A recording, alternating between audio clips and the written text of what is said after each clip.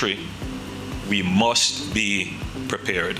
That was the government's position last week as the country braced itself for Hurricane Beryl. As chairman of the National Disaster Risk Management Council, Prime Minister Andrew Holness mobilized the team to provide timely and accurate information on the hurricane and initiate required responses during and after the event. We are in touch with the commercial trade to ensure that we have sufficient stocks in place, that persons can be able to at least have access to food and water after the hurricane has passed. A day before the system was projected to make impact, further announcements were made.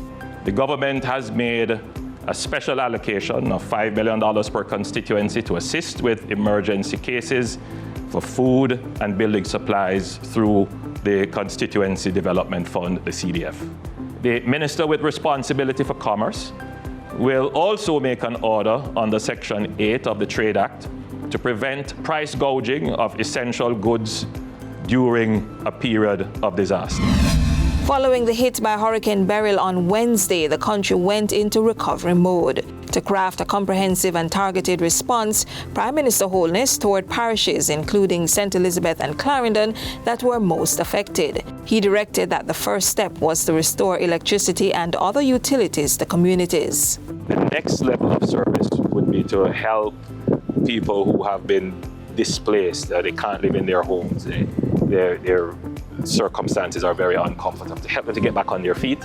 And so we'll craft an emergency response in that regard. And then, as I said, to assist the economic engine of these communities to return. So it will be a multifaceted and comprehensive response. A rapid response team was also mobilized to assist persons in need who are not in shelters. So the instant help with tarpaulins, with water supply, small packets, care packets that would have water and food. And we do have a plan to return potable water through the pipes, so that we hope to have effected within a few days. He says the recovery process will take on a medium-term approach due to the likelihood of other weather systems affecting the island. So there are some things that we're going to do, particularly as it relates to the reconstruction of roofs. Right, so it's not going to be good enough to just tack on back some zincs onto the roofing. We're going to have to figure out ways to ensure that those roofs that we do, that they are properly done. He also addressed the issue of houses being built on the seaside or in marshy areas in South Clarendon. It is clear to me that we need to do a program to move the people off to higher ground. We need to do more developments like the subdivisions where we are able to relocate persons. Prime Minister Holness made the argument that the recovery process would move at a faster pace when affected persons also share in the responsibility to do what they can. And that is the kind of attitude and spirit that I would like to see from the Jamaican people. Mr. Holness also took time to listen to the concerns of residents and gauge the state of their mental health. Were you afraid? No?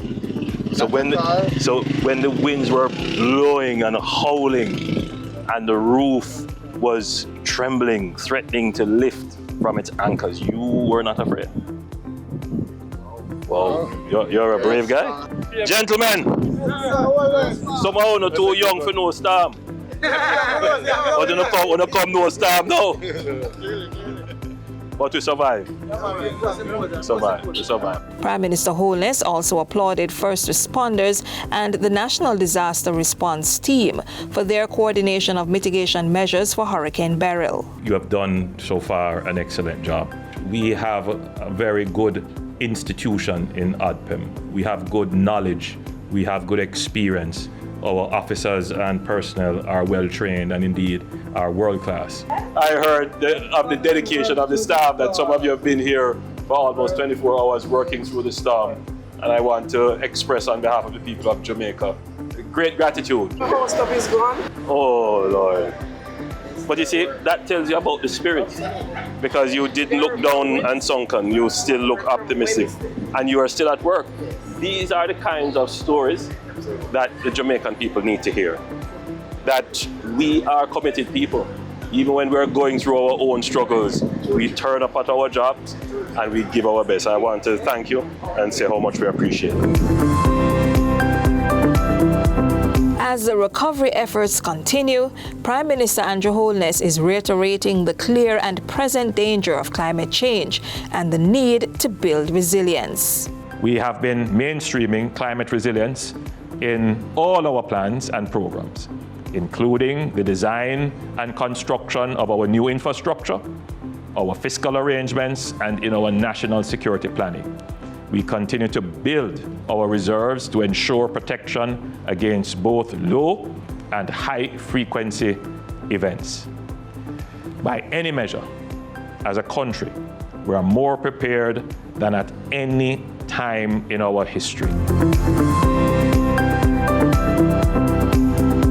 And that's it for Jamaica House Weekly. Be sure to join us next time for more of the news stories coming out of the office of the Prime Minister.